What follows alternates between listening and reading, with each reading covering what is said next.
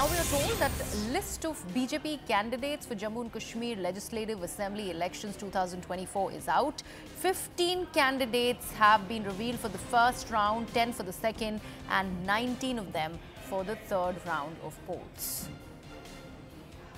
Remember, this is an important announcement, the list of candidates for the Bharatiya Janata Party for Jammu and Kashmir elections, because it's a crucial election. Ever since the abrogation of Article 370, this one will become really imperative and crucial, because Bharatiya Janata Party is banking on a lot when it is about the candidates that it is announced.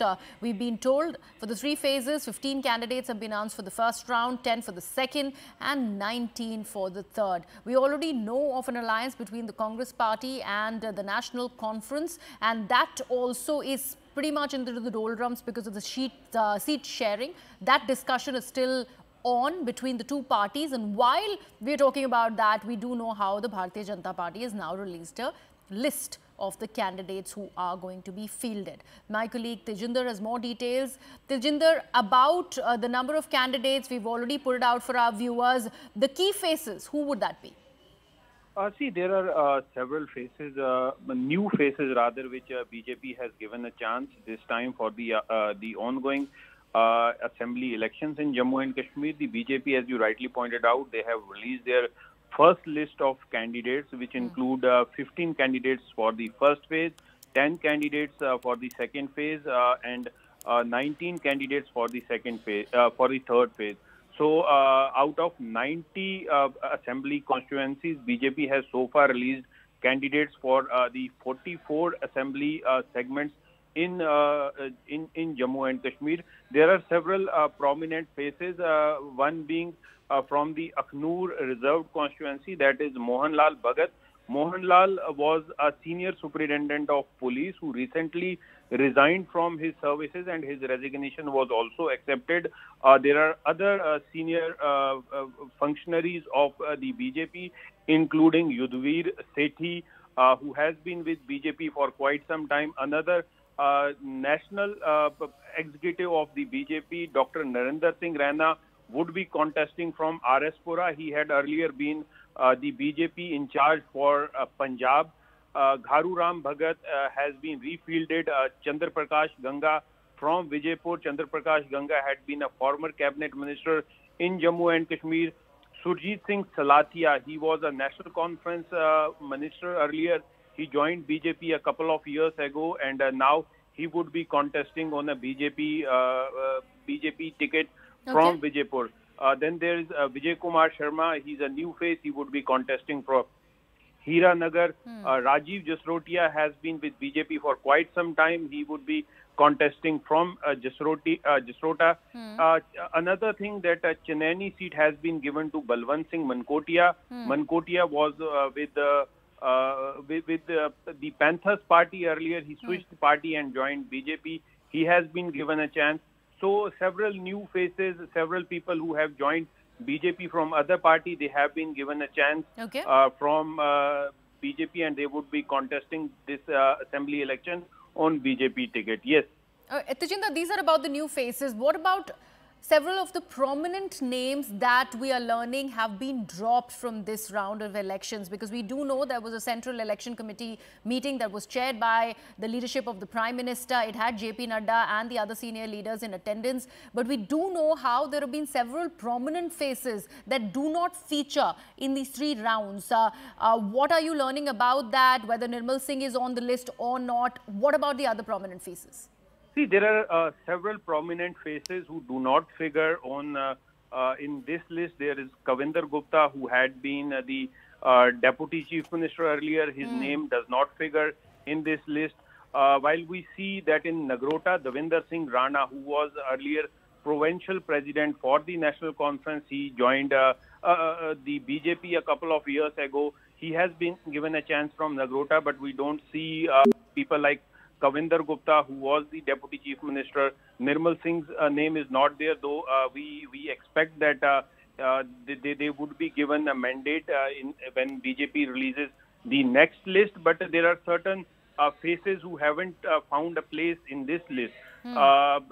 We also don't see the name of Ravinder Raina, who is the party president. But yes, those constituencies they have not yet declared the names. But yes, there are certain senior leaders of the party, as we see that Padda Nagseni Sunil Sharma, who has been a prominent BJP leader, he has been given a chance.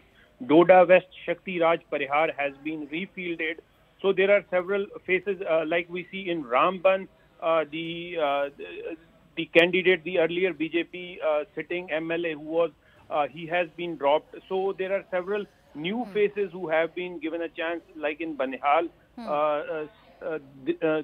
There are new candidates who have been given a chance. Salim Bhatt has been given a chance from Banihal. So there are also many faces from Kashmir, like Habba Kadal Ashok Bhatt would be contesting on BJP ticket. Riyasi Kuldeep Raj Dubey has been fielded by the BJP. Now Rohit Dubey who is fielded from the newly carved constituency of Shri Mata Vaishno Devi. Kalakot Sundarbani Thakur Ranveer Singh is a new face. Recently Chaudhry Zulfikar Ali joined BJP a couple of days ago. He has been fielded from the Buddal reserved seat. Yes. Okay, Tejinder, I'd request you to stay on with us. We also have our colleague Ishan Vani who's joining us live on the broadcast. Ishan, we are now given to understand that the Bharatiya Janata Party is in fact playing solo when it is about the elections in Jammu and Kashmir. 60 to 70 seats out of the 90 seats it is going to be contesting on. What about the others? It's going to support the independent candidates when it is about the other seats?